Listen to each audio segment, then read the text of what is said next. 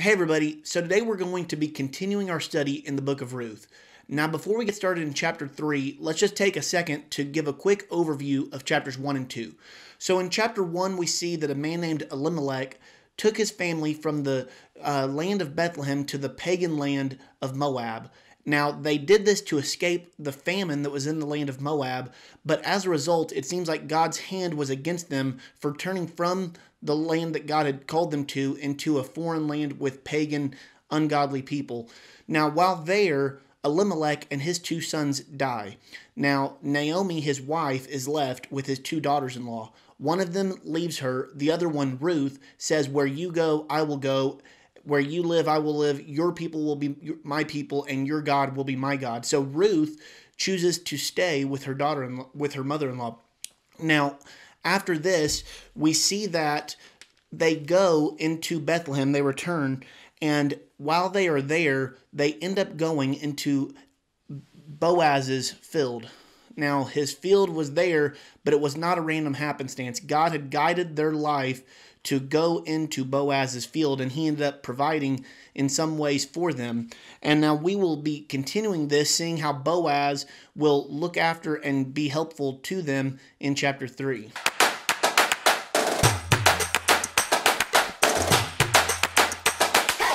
So now going into chapter 3, here's what it says. Ruth's mother-in-law, Naomi, said to her, "My daughter, shouldn't I find rest for you so that you will be taken care of? Now, isn't Boaz our relative? Haven't you been working with his female servants? This evening he will be winnowing barley on the threshing floor. Wash, put on perfumed oil, and wear your best clothes. Go down to the threshing floor, but don't let the man know you are there until he has finished eating and drinking. When he lies down, notice the place where he's lying. Go in and uncover his feet and lie down. Then he will explain to you what you should do." So Naomi is being a bit of a matchmaker right now between Ruth and Boaz. She's trying to do whatever she can to try and set these two up in as best of way as possible.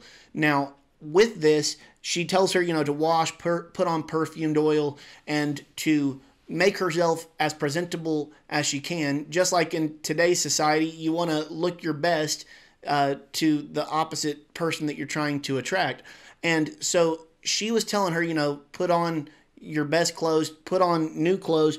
And whenever she's saying this, to put on your best clothes, some people take this as she had been wearing the clothes of a mourning widow, and she was now saying to put on new clothes, kind of, yes, leave that chapter aside for a moment and begin to pursue the possibility of marriage to Boaz. So now verse 5, it says, "So Ruth said to her, 'I will do everything you say.'" So let's just pause there real quick. Ruth was a humble person. She was willing to take advice, which sometimes for us, that's the last thing we want to do. But she was very willing to take advice from Naomi. Naomi gives her some pointers on things to do, and she's very obedient to that. It says in verse 6, "She went down to the threshing floor and did everything her mother-in-law had charged her to do. After Boaz ate, drank, and was in good spirits, he went to lie down at the end of the pile of barley, and she came secretly, uncovered his feet, and lay down." So the harvest was an especially joyful time in Israel, and really anywhere. This is a time of getting food for the next season to provide for your family so you don't starve, especially in this day and age when the harvest was essential and you had to work hard. There was no supermarkets. This is a lot of times you're working and you're eating what you had been able to produce. So it tells us this in Isaiah chapter 9, verse 3. It says, "The people have rejoiced before you as they rejoice at harvest time." So this eating, this drinking, this is part of celebrating the harvest that God had blessed them with. Now, because it says that Boaz drank, it doesn't say he got drunk. It just says that he drank. And this doesn't even necessarily mean it was alcoholic things that he was drinking, but at the very least, it doesn't at all mention that he was drunk when he went to lay down. It just says that he was eating and drinking, which is a picture of the fact that he was enjoying himself. So it says in verse 7, it says that Boaz went to lie down at the end of a pile of barley. And so this seems kind of weird to us. Like, why wouldn't he lay down in a bed? Why is he laying down beside barley? So because people were very much tempted to rob from resources that were available, Boaz and his men, likely during harvest season, were sleeping right there so that nobody could come in and steal the food. And for that matter, so that no animals, no wild animals could come in and salvage whatever that they could find as far as the food that was left on the threshing floor. So they were doing this as a precautionary measure. This was not just Boaz and Ruth. There was probably many people there.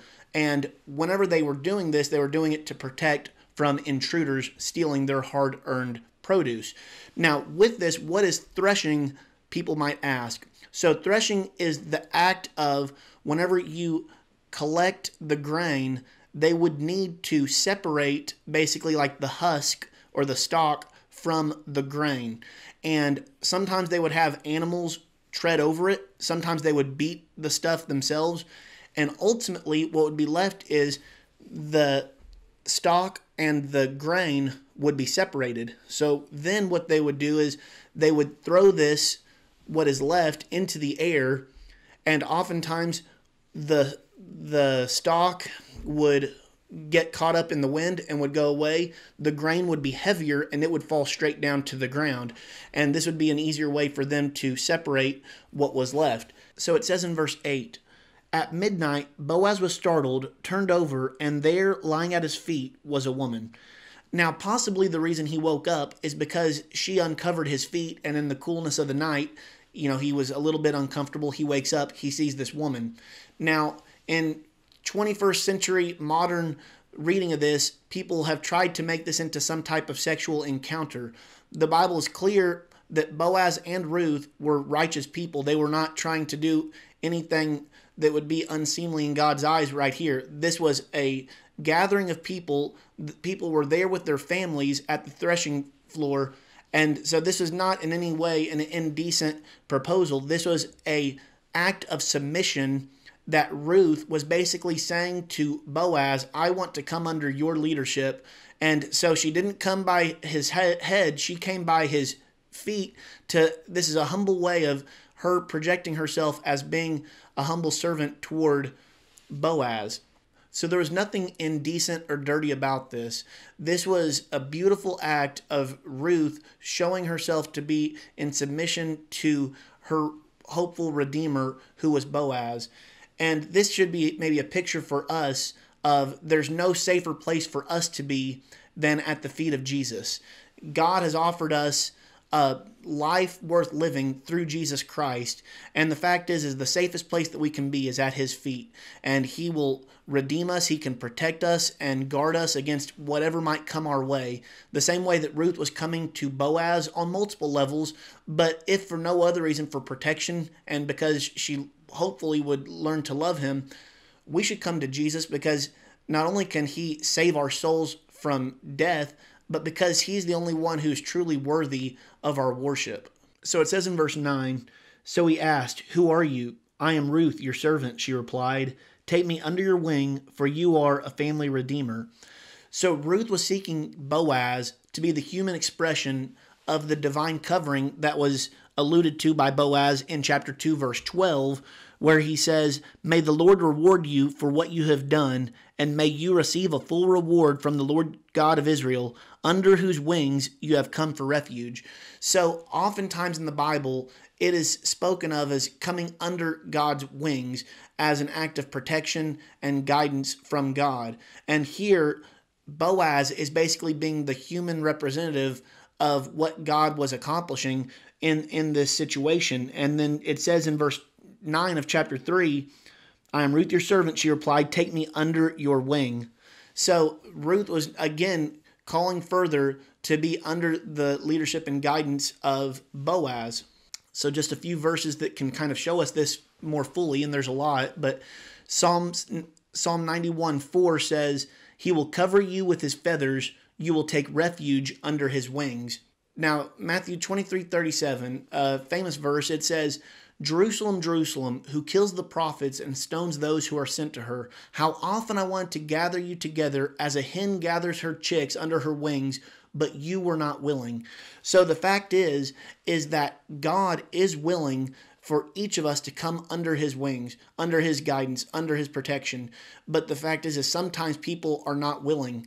People choose to reject the grace that God has offered to them. And as a result, they are dealt with accordingly, according to God's justice. So continuing on, verse 10 says, "Then he said, 'May the Lord bless you, my daughter. You have shown more kindness now than before, because you have not pursued younger men, whether rich or poor. Now don't be afraid, my daughter. I will do for you whatever you say, since all the people in my town know that you are a woman of noble character.'" So briefly, let me just say, he says twice, he calls her daughter.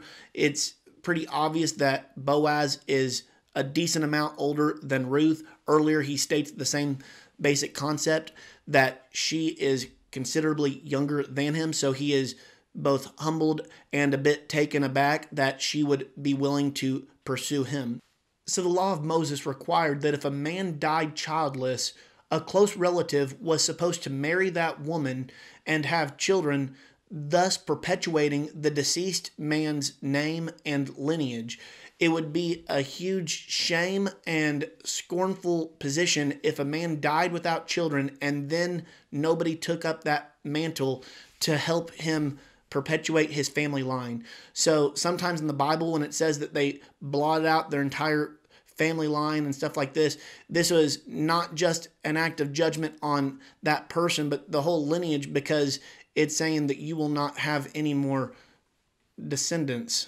So Ruth's husband had died, and Boaz is looking to take that job now of doing this, and Ruth is wanting Boaz to be the man, the kinsman-redeemer is what it's often called, to then perpetuate the family line.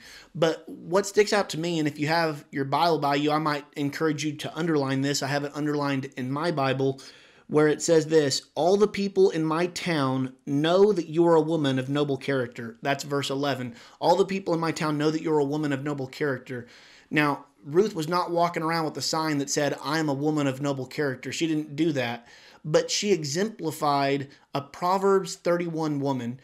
Her entire life was pointing to the fact that she was a moral, upright woman, hard worker who cared for others and cared to serve God.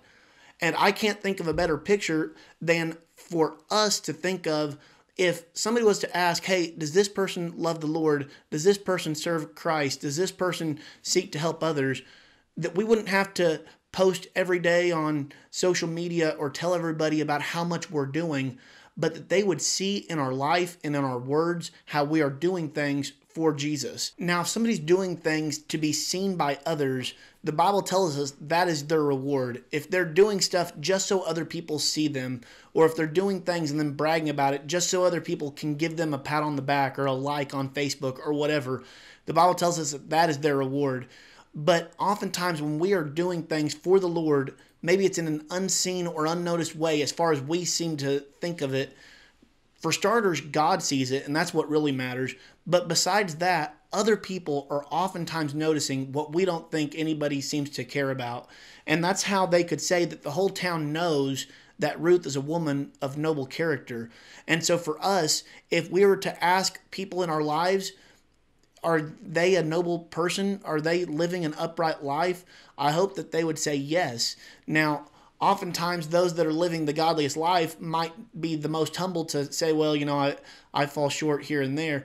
But we have to realize that, yes, we're going to be imperfect. There's much room for every single person to grow closer to Jesus. But are we trying to be mindful of the fact that other people are witnessing how we are reacting and acting during every situation that we encounter? So we should let our life do the talking. Some of the godliest people are the people who maybe aren't the most proficient public speakers, but God sees them and other people see how they are living their life. Other people who can maybe write books and tell you tales of all the great things that they have done, maybe inwardly they're not living according to God's righteous standard. But with Ruth, we see that what she is on the outside is who she is on the inside, and this is a godly woman. She's a Proverbs 31 type of woman. Now, this is all going down under the context of there was something of a kinsman-redeemer, and Boaz was this family relative who had the opportunity to redeem Ruth with what she was dealing with. So in this context, if a man died without a child, it was up to the closest relative to redeem this woman. And in doing so, it would perpetuate the deceased man's family line and his family name. And so this was a very important thing for the deceased man's family to have a kinsman redeemer come on the scene. And Boaz, Ruth is hoping, would take that mantle up. So continuing on, it says this: "Yes, it is true that I am a family redeemer, but there is a redeemer closer than I am. Stay here tonight, and in the morning, if he wants to redeem you, that's good. Let him redeem you. But if he doesn't want to redeem you, as the Lord lives, I will. Now lie down until morning." So basically, Boaz is saying, as this eligible kinsman redeemer, I am willing and able and desiring to redeem you, Ruth, but there is a person who's technically closer in the family line than I am, who has basically the first choice if he wants to redeem you or not. And so Boaz says, in the morning, I'm going to settle this. We're going to get this figured out, but I desire to have you in my life. But what's so amazing about this is that as we look at Ruth, she was a very godly woman. She was living an upright life. She was helping others. She had a humble attitude and a strong work ethic, and she was just a God-fearing woman. So even though it is generous and kind of Boaz to be willing and able to desire to redeem Ruth, we can still get our heads around that a little bit. But what's so incredible is that God and Jesus would be willing and able to redeem us, unworthy, unlovable sinners, that Jesus shows us that while we were still sinners, Christ loves us, that he died for us, that he gave us himself for us. And the fact is that yes, as incredible as this story is with Ruth and Boaz, so much more incredible is Jesus' love and redemption of unworthy sinners such as us. So verse 14 says, "So she lay down at his feet until morning, but got up while it was still dark. Then Boaz said, 'Don't let it be known that a woman came to the threshing floor.'" So he's saying this basically just because, just like in 2021, people talk and people want to make mountains out of molehills or want to make situations that aren't there into something perverse. So he's saying basically before people get out and about and start seeing something that could be misinterpreted, go ahead and go home early in the morning. "And he told Ruth, 'Bring the shawl you're wearing and hold it out.' When she held it out, he shoveled 6 measures of barley into her shawl, and she went into the town." So as I was reading, there were different interpretations about how much these measures were. I saw all the way from 120 pounds to basically like 6 cupfuls. And regardless of what that is, and I'm sure there's some scholars that could say what they think it is, but it seems like there's a decent amount of speculation on what this represented. But regardless, I don't think that the main point was how much he gave as much as his generosity in giving. Whether it was 6 cups or 120 pounds, whatever the amount was, is not as important as the fact that he was willing once again to provide and care for her. And we see this from the moment Boaz comes on the scene. He provides water for Ruth. He tells his men to lay out the grain on the ground so that Ruth can then pick it up. He is continually looking to provide and protect Ruth in the way that he has his men look after her. And finally, verse 16 says, "She went to her mother-in-law Naomi, who asked her, 'What happened, my daughter?' Then Ruth told her everything the man had done for her. She said, 'He gave me these 6 measures of barley because he said, "Don't go back to your mother-in-law empty-handed." Naomi said, "My daughter, wait until you find out how things go, for he won't rest unless he resolves this today." So Naomi tells her, wait until you find out how things go. And sometimes that can be the hardest part of our walk with the Lord, is the waiting period. Whenever we're doing stuff, we're on the move, we're going, it might even be a difficult situation. If we're doing things, sometimes that can be easier than to just be still. So that's why it says in Psalm 46:10, to be still and know that I am God. That's what God tells us, to be still. That instead of always being on the move, always trying to do, sometimes it's good for us to just realize for a moment that we should just be still.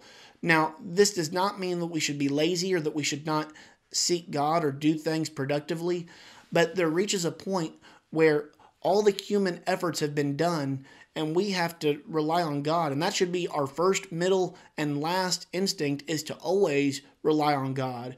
And instead of figuring, well, I'm just going to do things for the sake of doing them, sometimes we should be still and seek God's guidance and God's direction on next steps. Instead of going possibly in the wrong direction, we should stay for a moment and see if God's leading us in a different direction before we go down the road in a different path than what God had intended. So we need to wait patiently for God's will to work itself out. And as we're seeing, Boaz is wanting to do that as soon as possible. He's going to go to this other kinsman-redeemer to discuss Ruth, and that will be the next lesson in Ruth chapter 4 as we conclude the book of Ruth in our next lesson. But the thing to kind of take away from today's lesson is the fact that, yes, Boaz is an amazing man and a great picture of a kinsman-redeemer, and Ruth is a godly woman who's seeking the guidance and direction of Boaz. But ultimately, there is a kinsman-redeemer. There's a redeemer who is not just there for Ruth, but is there for every person who would call upon his name. His name is Jesus, and he died in our place so that we could be made right with him.